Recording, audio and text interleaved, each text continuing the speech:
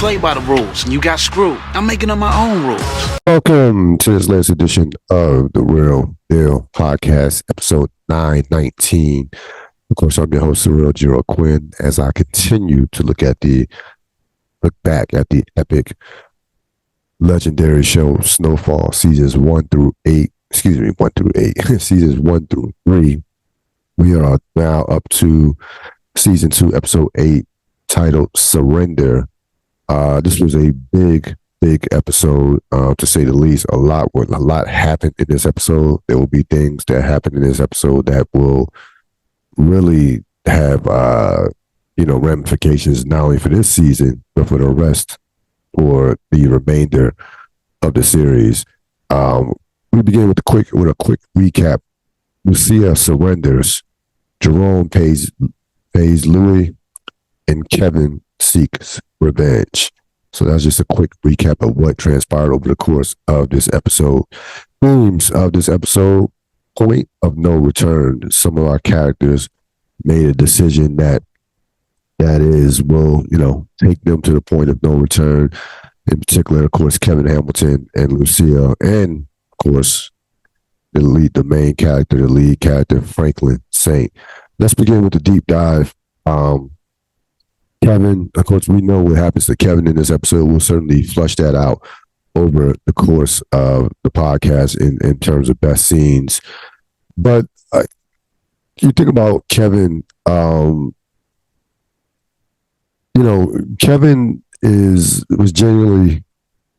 was a good guy. He was somebody who, was a good friend, was somebody to Franklin, but he was a liability. Kevin was absolutely a liability. And I think that what you're seeing with this show, when you have these organizations, and when you have these organizations, like gang, you see it in the mafia, there's always one person who either is going to take you down or is capable of taking you down, taking your organization down. We saw what happened in The Godfather 2 with Fredo, and usually it hits, it hits close to home as far as a family member or a friend. And we saw this from the beginning, really, of this season in particular, even a little bit in last season, that Kevin was never longed for to be a part of Franklin's crew. Like that just wasn't going to happen, because Kevin could not see past his own emotion. Kevin was not a guy who saw the big picture. All Kevin's ideas were micro ideas. And he never got past the fact that, his cousin was killed. He never could see how him choosing the direction that he chose would put the entire organization and Franklin himself, including even his own family, in the future, his own future, would put that in jeopardy. Like, he never saw past that. He looked at immediate, revenge. He looked at, even with the money that Lucille was going to give him off the coke deal, he looked at immediate results. By the way, he never sees that money, because if he kills Conjo, then he's a dead man, along with Franklin and everybody else. And that's what Franklin tried to tell him repeatedly over the course of this season. So, despite the fact that Kevin had his reasons for doing what he did, as far as it's his cousin, Franklin did lie to him, but he lied to him for a reason. He lied to him to basically protect himself and protect the entire organization from Kevin's decision, and it still didn't work, as we saw over the course of this episode. A guy like Kevin was just never longed to be a part of an organization that Franklin was trying to build, an empire that Franklin was trying to build, because he eventually, somebody that reckless, somebody that emotional, is going to bring the whole thing down. It's just all there is to it. And there's more that he can take away from the organization than he can add to the organization. you compare Kevin to like Leon. Yeah, Leon can be emotional. Leon can be difficult. Leon can be high headed, but Leon also can be pragmatic as well. Look at him, hence in season one, the season one finale, when he tells Franklin like, "Hey, this ain't just about revenge." When they were trying to get back at Ray Ray and Lenny, in particular, in particular Ray Ray, he was in particular Lenny for shooting him, and he, matter of fact, he remember Lenny shot Leon, so Leon had like as much reason to be angry and vengeful as Kevin did. But once things kind of settled down, he was able to tell Franklin, "Look, it's about our reputation. This is about the future." So he's already thinking about the future of the organization, knowing that if they want to be taken seriously, this has to be handled. You have to handle this, and it's just more than just revenge. So Kevin, like, I mean, Leon is kind of like a combination somewhere in between Kevin and Franklin, more Franklin than Kevin. But ultimately, this was going to be the fate of Kevin. Like, this was like, even this was bound. This just wasn't. Kevin just again was not long to be in the Franklin Saint organization for the long haul. And we saw what happened with that particular scene, and we'll break down that particular scene. Now, again, you know, to defend Kevin somewhat, yes, that was his cousin. He is a family man. He is out there looking for looking out for the benefit of his family. From that standpoint, he said, he mentioned that, his mom cries herself to sleep, or that the mother of his cousin, his auntie, cries herself to sleep.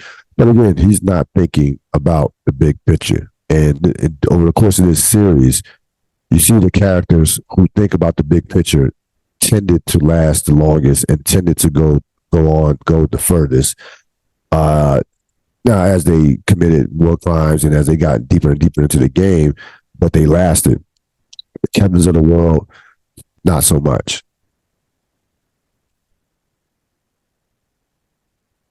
Best scenes. Franklin, Leon, Kevin. This is the beginning of the episode. Basically, Franklin shows them some houses on a block that's within their neighborhood. He presents these as houses that they now own. So you see Franklin, again, kind of, it was a form of, as we come to find out, it was a form of a manipulation. He's trying to keep his workers happy, as Kevin would later state. He's trying to keep them in line, trying to keep them in line. Also, just, you gotta treat your workforce well if you want the most out of them. So we see that in this particular scene,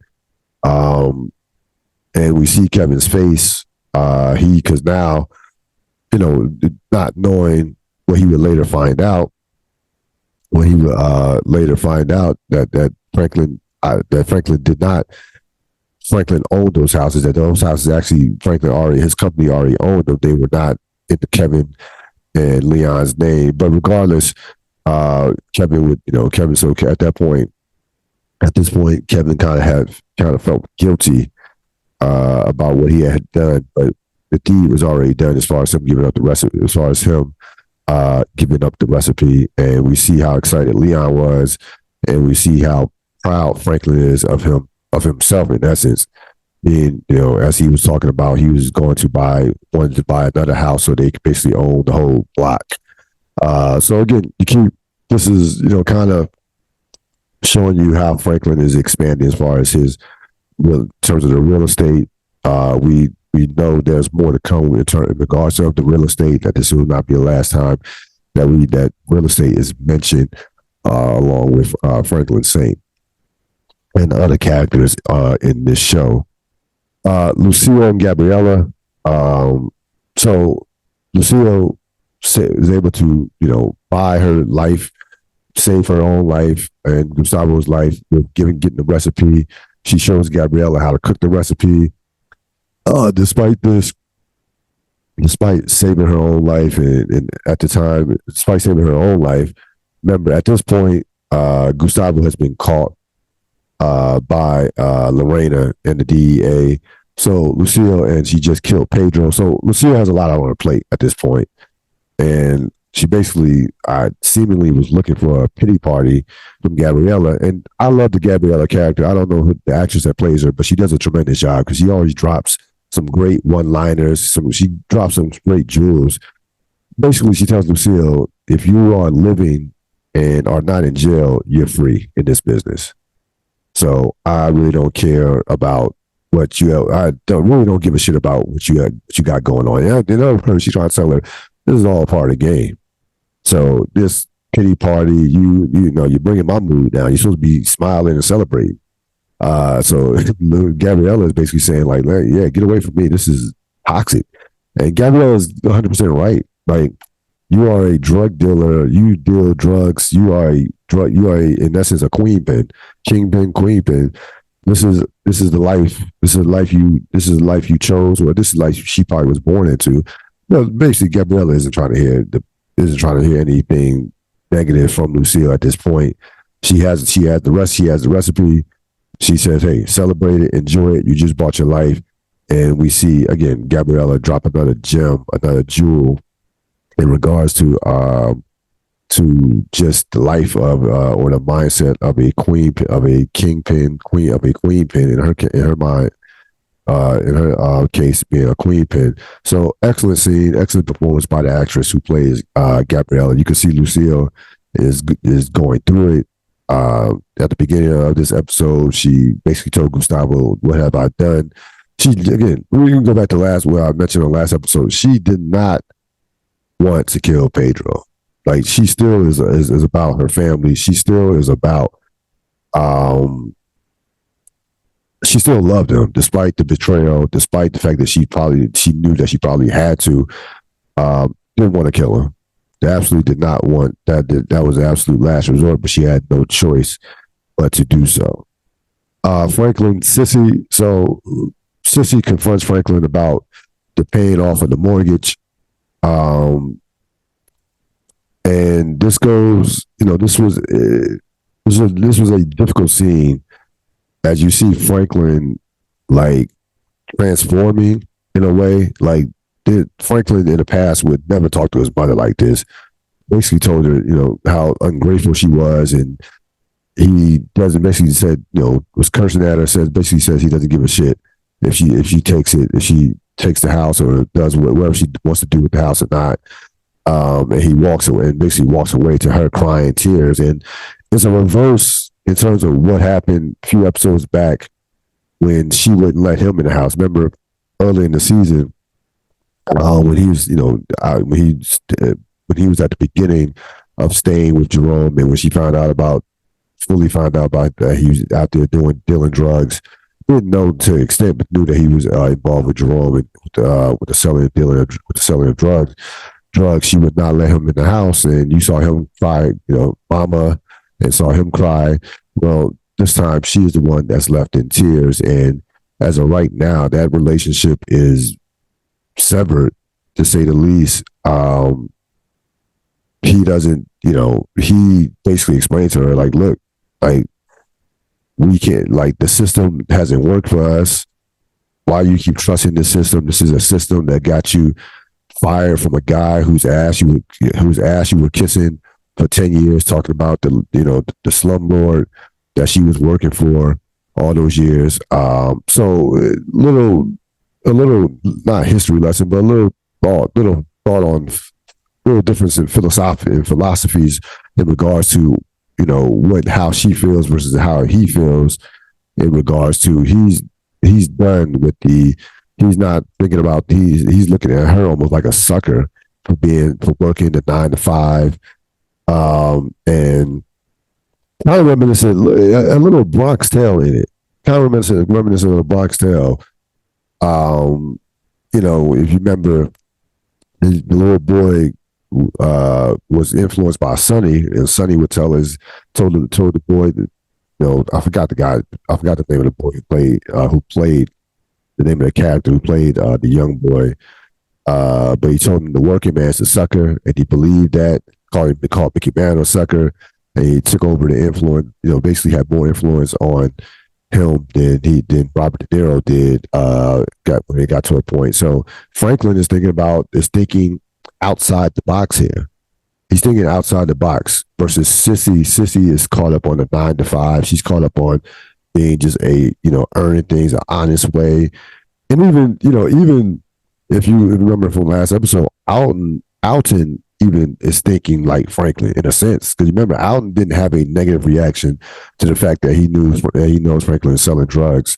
So Alton and Franklin are basically, ways on the same page, but Sissy cannot see past the drug money.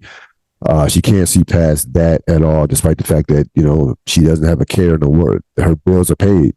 So that, at this point, their relationship has been almost not completely severed, but in a bad place, to say the least. Wanda, Franklin, Jerome, Leon, of course, we know what happened in the last episode with Wanda, as she was caught by Franklin at a party, and caught by it came out that she was stealing from Franklin. Now Wanda is just completely out of control.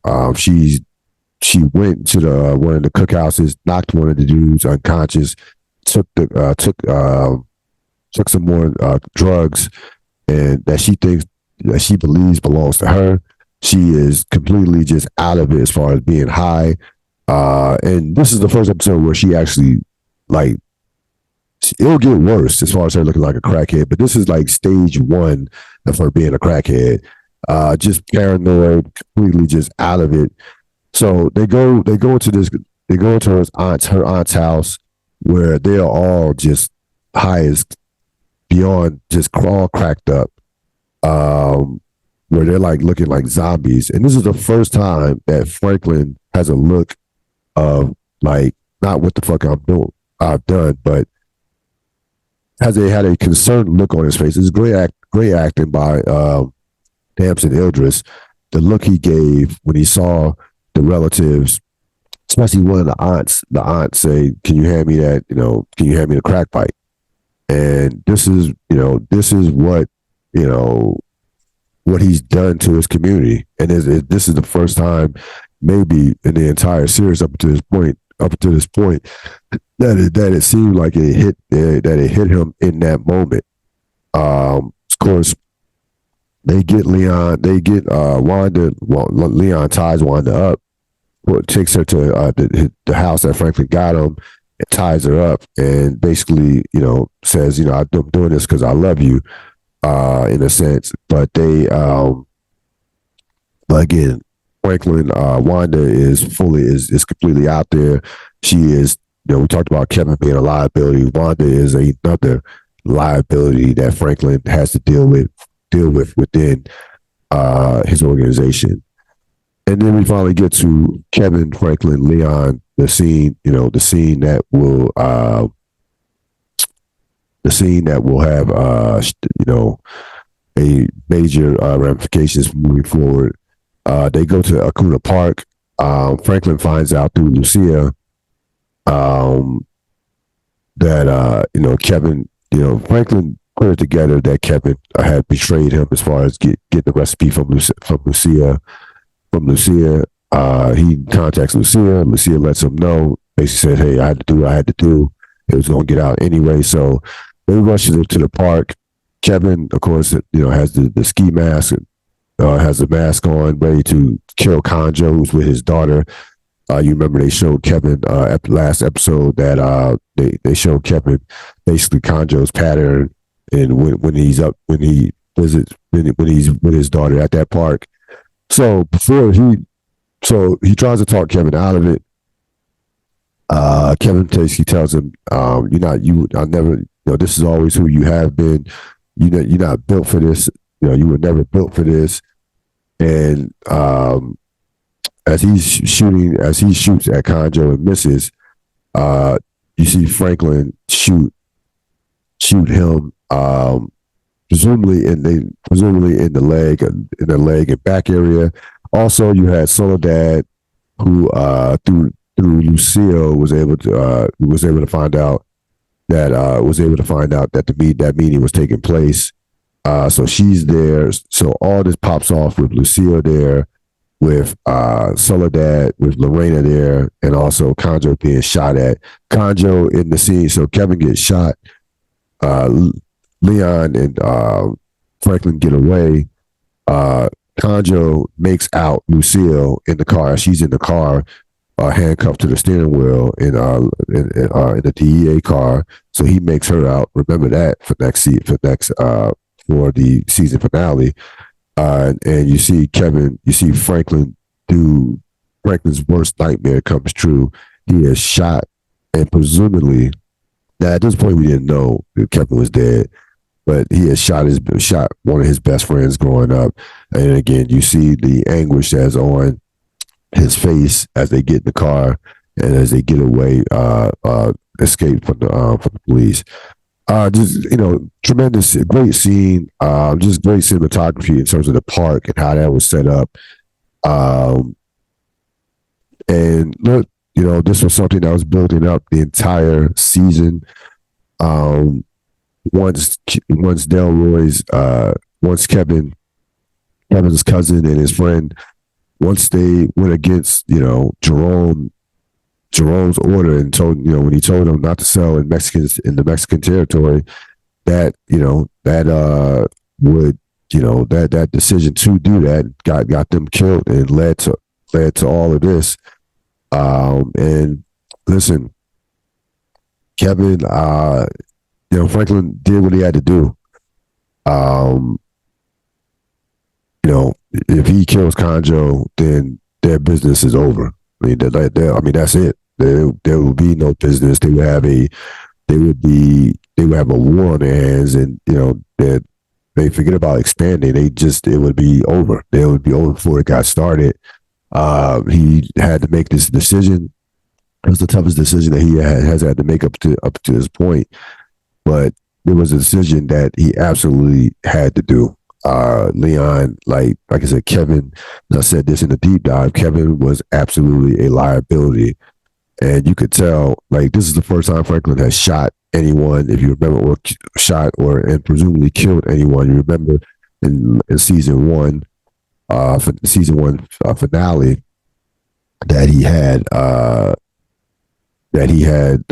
Ray Ray slice Lenny's throat. He orchestrated it, but he was not the one. He didn't pull the trigger. He was not the one that did that.